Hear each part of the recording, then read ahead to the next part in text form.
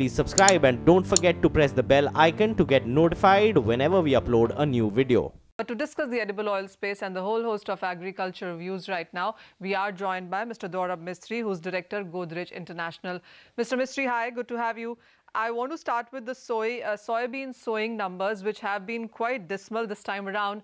Would you say that the prices last year were not rewarding enough? And of course, a bit of a monsoon concern, all of that has added up on this. You see, last year was not just not rewarding for the farmer. I think it was a disgrace. The whole procurement program simply collapsed, not just in oilseeds, but also in pulses. This is a government that does things. This is a listening government. I'm very pleased with what this government has been doing in most cases. But sadly, on procurement, they fell short. And that is why we had this rural agrarian crisis. And that invariably means that the farmer is going to make up his mind not to plant the crops that he could not sell last year. Imagine we are going to carry forward 1.5 million tons of last year's soybeans into next year.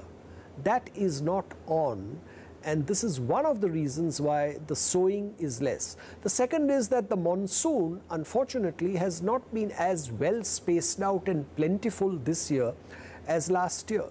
So it's a combination of events, but to tell you the truth, the scenario on Indian agriculture is depressing, unfortunately.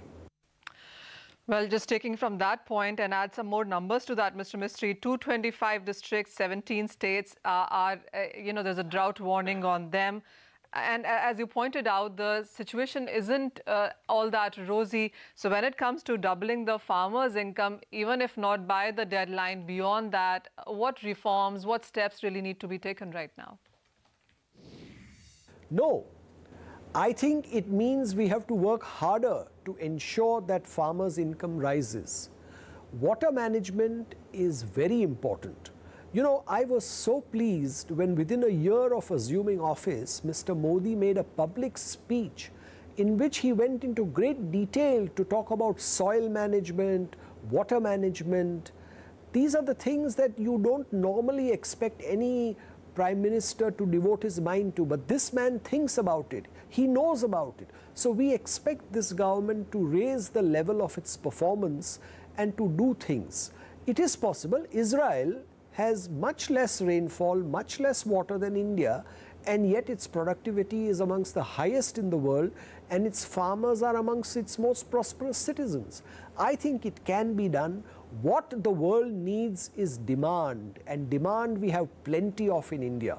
What we need to do is to bring about a harmonious relationship between productivity, most important, productivity, and then combine it with price support.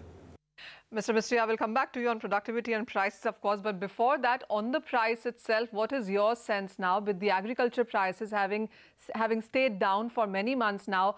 Are we looking at a revival there? Do you see the festive period see some gains, or is it going to be post that?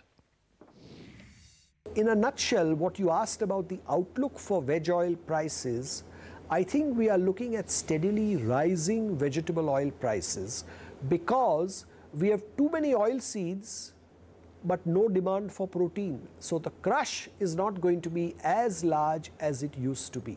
The import duty hike in the edible oil space was too less, too little, would you say? And what's your sense, especially what the government needs to do when it comes to technology, whether it's GM or on the productivity side?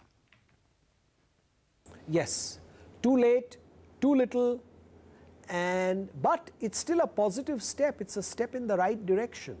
But I think a little bit more needs to be done.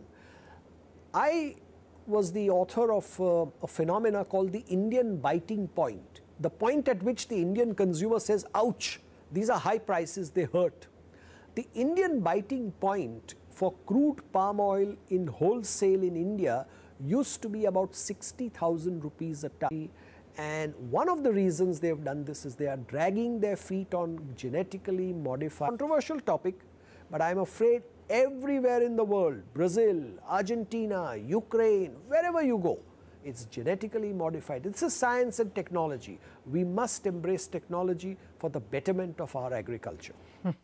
Well, on that point, we'll let you go, Mr. Mistry. Thank you so much for joining us. So it really comes down or boils down all to productivity, monsoon, farmers' income, and GM technology, of course, is what the Indian agriculture really needs to look at. Otherwise, as he said, there are difficult times ahead.